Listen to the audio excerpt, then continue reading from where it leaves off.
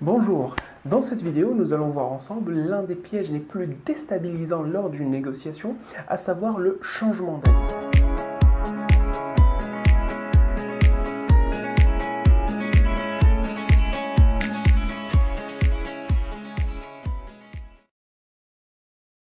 Le changement d'avis consiste à revenir sur un sujet, une clause ou un point de la négociation sur lequel des décisions ont été prises. Ce procédé peut être une action calculée de la part des interlocuteurs de mauvaise foi qui veulent revenir sur une promesse ou une concession, mais aussi une action spontanée de la part de ceux de bonne foi, mais assez novices dans le métier, et incapables de prendre une décision finale et de clore définitivement un sujet. En effet, certaines personnes considèrent avoir le droit de changer d'avis sur n'importe quel point, tant que l'accord n'est pas signé. Voici donc un exemple de situation.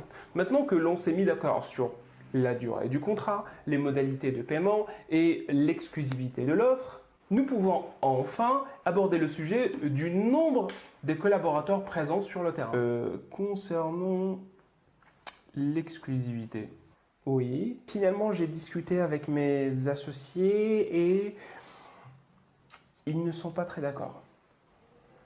Pas d'accord. En tout cas, plus il y a réouverture de sujets déjà clos par un interlocuteur qui change d'avis, plus la négociation devient inefficace et même déséquilibrée, car en revenant sur un sujet déjà clos, vous risquez de ne pas vous souvenir de toute l'argumentation et les détails qui ont conduit à telle ou telle prise de décision, et par conséquent d'être moins efficace pour défendre vos intérêts. Bref, quand vous êtes en face d'un interlocuteur qui change d'avis, encouragez-le d'abord à vous en dire plus. Finalement, j'ai discuté avec mes associés et ils ne sont pas très d'accord. Pas d'accord. Il peut pas me dire ça. Et hop, monsieur change d'avis. Pouvez-vous me dire, monsieur Leblanc, les raisons qui vous ont amené à ce changement d'avis à ce sujet?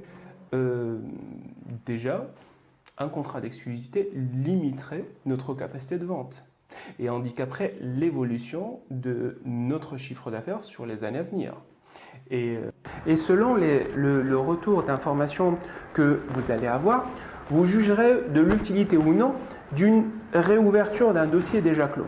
Car, si ça se trouve, il aura de bonnes raisons de changer d'avis, des raisons légitimes. Ensuite, si vous êtes disposé à accepter un changement d'avis, n'acceptez de revenir sur un point déjà clos qu'à condition de recevoir quelque chose en échange de votre bonne volonté. Cela déjà découragera les demandes exagérées et non justifiées et vous dédommagera du déséquilibre occasionné.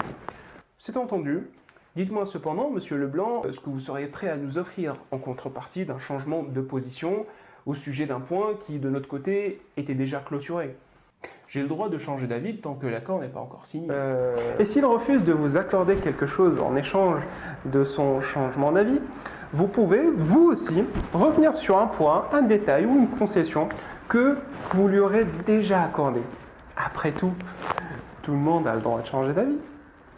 J'ai le droit de changer d'avis tant que l'accord n'est pas encore signé.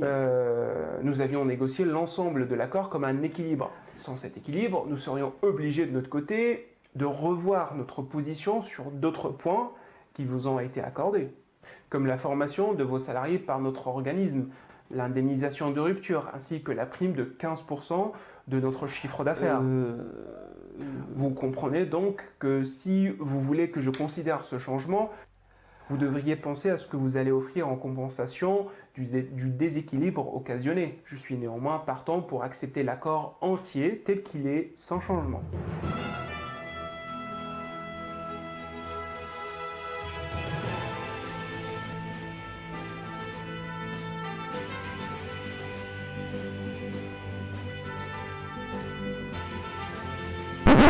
Merci d'avoir suivi la vidéo et n'oubliez pas de mettre en pratique le ou les conseils qui vous ont semblé les plus pertinents et de me laisser des commentaires si vous avez des questions, des propositions d'amélioration ou des critiques constructives.